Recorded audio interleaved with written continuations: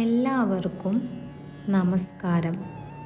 ഹരിതം child development സെൻറ്ററിൻ്റെ audio ടേപ്പിലേക്ക് സ്വാഗതം. ഞാൻ സലൂല. ഹരിതം ചൈൽഡ് ഡെവലപ്മെൻറ്റ് സെൻറ്ററിൽ സൈക്കോളജിസ്റ്റ് ആയി പ്രവർത്തിക്കുന്നു. ഇന്ന് നമ്മൾ സംസാരിക്കുന്നത് കുട്ടികളുടെ മാനസിക ആരോഗ്യവും സമഗ്ര വളർച്ചയും എന്ന വിഷയത്തെ കുറിച്ചാണ്. ഒരു കുട്ടിയുടെ വളർച്ചയെ കുറിച്ച് ചിന്തിക്കുമ്പോൾ പലപ്പോഴും നമുക്ക് ആദ്യം മനസ്സിൽ വരുന്നത് ശാരീരിക വളർച്ചയാണ്. കുട്ടി എപ്പോൾ നടക്കാൻ തുടങ്ങി, എപ്പോൾ സംസാരിക്കാൻ തുടങ്ങി, സ്കൂളിൽ എങ്ങനെ പഠിക്കുന്നു എന്നിങ്ങനെ പുറത്തു കാണാനാകുന്ന കാര്യങ്ങളാണ് നാം കൂടുതലായി ശ്രദ്ധിക്കുന്നത്. എന്നാൽ ഒരു കുട്ടിയുടെ വളർച്ച അതിലൊതുങ്ങുന്നില്ല. ശാരീരിക വളർച്ചയ്ക്കൊപ്പം ഭൗതിക വളർച്ച, ഭാഷാ വികസനം, സാമൂഹിക കഴിവുകൾ, വികാരപരമായ സ്ഥിരത എന്നിവയും അത്ര തന്നെ പ്രധാനമാണ്. ഈ ഘടകങ്ങൾ എല്ലാം തമ്മിൽ ബന്ധപ്പെട്ടവയാണ്. ഒരു മേഖലയിൽ ഉണ്ടാക്കുന്ന ബുദ്ധിമുട്ട് മറ്റൊരു മേഖലയെയും സ്വാധീനിക്കാൻ സാധ്യതയുണ്ട്.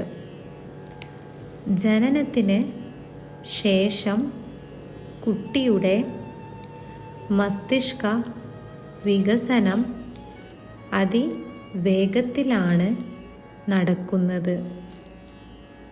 ആദ്യ വർഷങ്ങളിൽ ലഭിക്കുന്ന അനുഭവങ്ങൾ മസ്തിഷ്കത്തിലെ നാഡീബന്ധങ്ങളെ ശക്തിപ്പെടുത്തുന്നു. കുട്ടിയോട് സംസാരിക്കുക, അവൻ്റെ ചിരിക്ക് മറുപടി ചിരിക്കുക, കണ്ണിൽ നോക്കുക, കഥ പറയുക, പാട്ടു പാടുക, കളിയിൽ പങ്കുചേരുക എന്നിവയൊക്കെ സാധാരണ പ്രവൃത്തികളായി തോന്നിയാലും ഇവയ്ക്ക് ശാസ്ത്രീയമായ പ്രാധാന്യമുണ്ട്.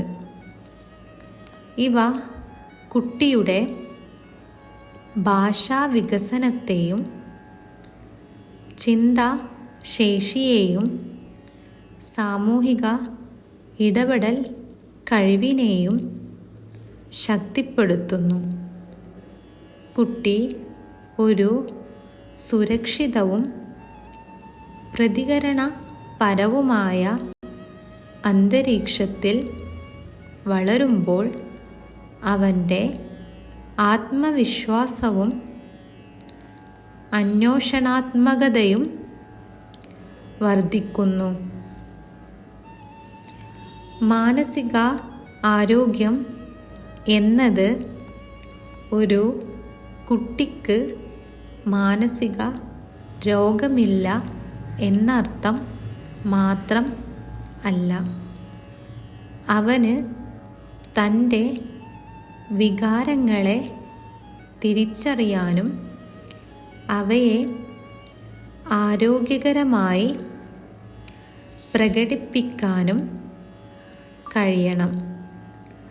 സന്തോഷം, ദുഃഖം, ഭയം, കോപം, അസൂയ, നിരാശ തുടങ്ങിയ വികാരങ്ങൾ കുട്ടികളിൽ സ്വാഭാവികമാണ്. ഈ വികാരങ്ങൾ പ്രകടിപ്പിക്കുമ്പോൾ അവയെ നിഷേധിക്കുകയോ ചെറുതായി കാണുകയോ ചെയ്യാതെ മനസ്സിലാക്കാനും പേരിടാനും സഹായിക്കുകയാണ് പ്രധാനപ്പെട്ടത്. ഉദാഹരണത്തിന്, ഒരു കുട്ടി കളിപ്പാട്ടം കിട്ടാതിരുന്നതിനാൽ കരയുമ്പോൾ കരയണ്ട എന്ന് മാത്രം പറയുന്നതിന് പകരം നിനക്ക് അത് കിട്ടാത്തത് കൊണ്ടാണ് വിഷമമല്ലേ എന്ന് ചോദിക്കുന്നത് കുട്ടിക്ക് തൻ്റെ വികാരങ്ങളെ തിരിച്ചറിയാൻ സഹായിക്കുന്നു. ഇത്തരത്തിലുള്ള പ്രതികരണങ്ങൾ കുട്ടിയുടെ ഭാവനാത്മക ബുദ്ധി വികസിപ്പിക്കാൻ സഹായകമാണ്. ജീവിതത്തിലെ ആദ്യ 5 വർഷങ്ങൾ വ്യക്തിത്വത്തിൻ്റെ അടിത്തറ പാകുന്ന കാലഘട്ടമാണ്.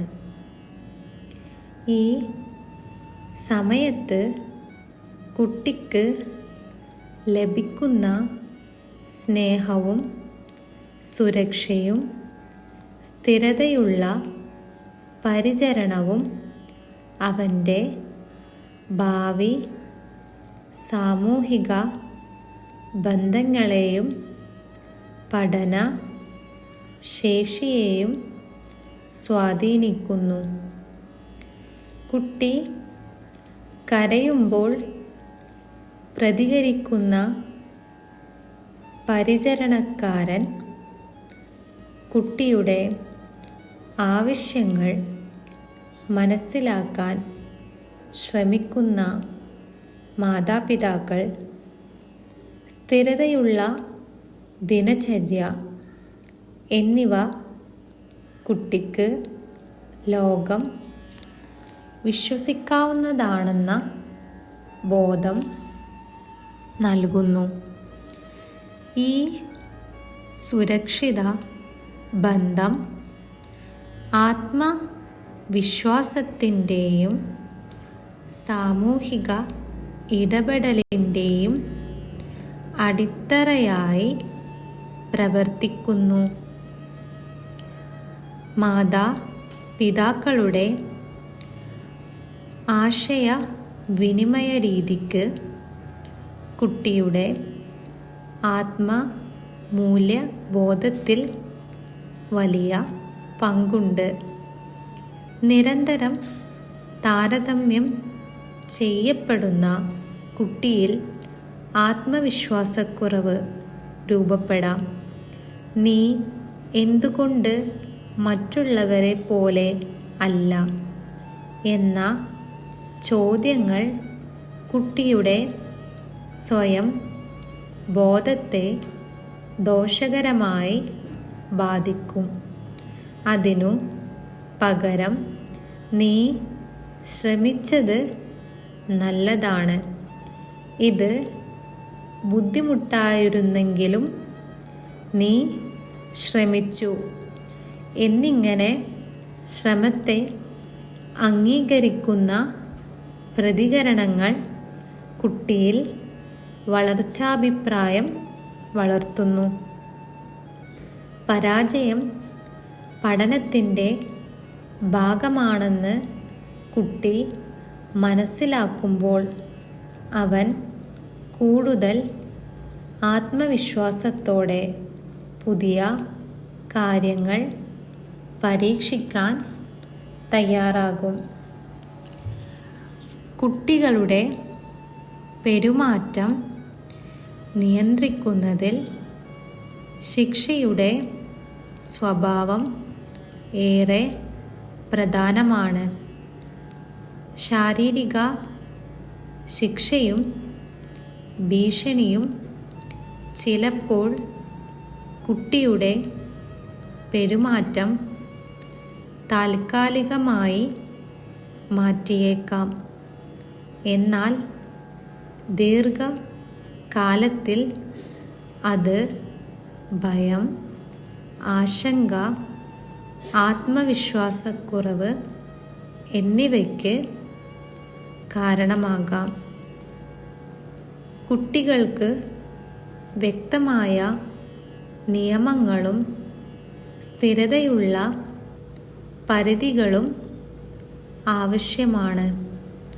എന്താണ് അനുവദനീയമെന്ന് എന്താണ് അനുവദനീയമല്ലെന്ന് വ്യക്തമായി വ്യക്തമാക്കണം. തെറ്റായ പെരുമാറ്റം സംഭവിക്കുമ്പോൾ ശാന്തമായി വിശദീകരിക്കുകയും പകരം ചെയ്യാവുന്ന പെരുമാറ്റം കാണിച്ചു തരുകയും ചെയ്യുന്നത് കൂടുതൽ ഫലപ്രദമാണ്. മുതിർന്നവർ തന്നെ കാണിക്കുന്ന പെരുമാറ്റം കുട്ടികൾ അനുകരിക്കുന്നതിനാൽ മാതൃകാപരമായ സമീപനം അത്യന്താപേക്ഷിതമാണ്. ഇന്നത്തെ ഡിജിറ്റൽ കാലഘട്ടത്തിൽ സ്ക്രീൻ ഉപകരണങ്ങൾ കുട്ടിയുടെ ജീവിതത്തിൻ്റെ ഭാഗമായിട്ടുണ്ട്.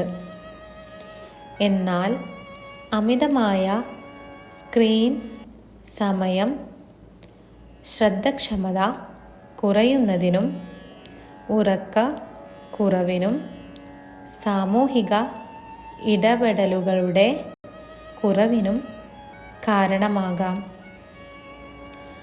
പ്രായത്തിന് അനുയോജ്യമായ നിയന്ത്രിതമായ സ്ക്രീൻ ഉപയോഗം മാത്രം അനുവദിക്കുകയും അതിനൊപ്പം തുറസായ കളികളും കൂട്ടുകാരുമായുള്ള ഇടപെടലുകളും പ്രോത്സാഹിപ്പിക്കുകയും ചെയ്യേണ്ടതാണ്.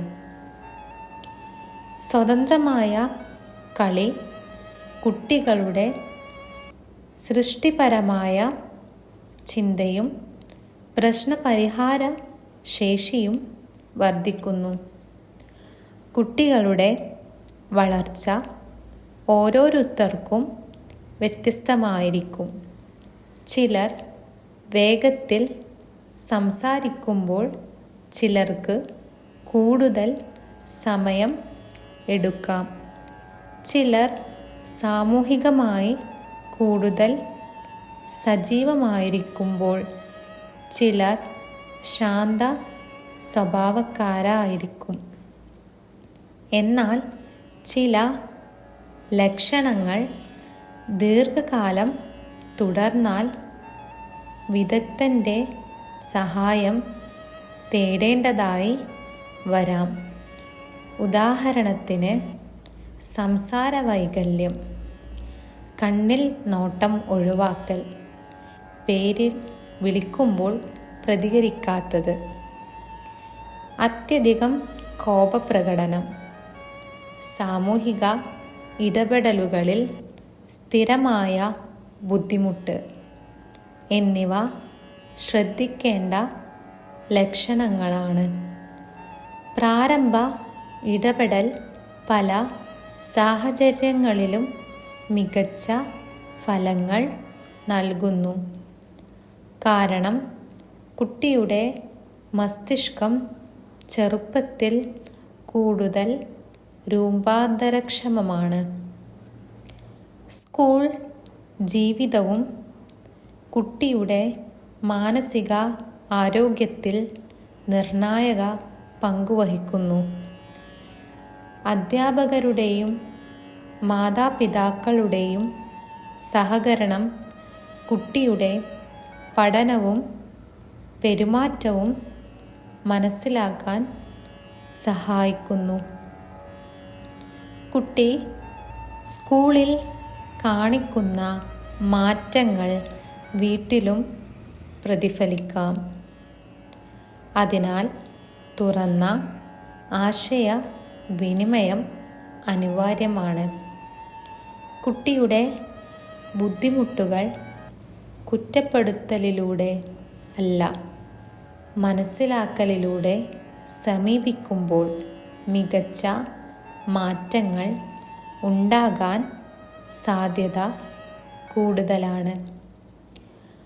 കുട്ടികളെ വളർത്തുന്നത് നിർദ്ദേശങ്ങൾ നൽകുന്നതിൽ മാത്രം ഒതുങ്ങുന്ന കാര്യമല്ല.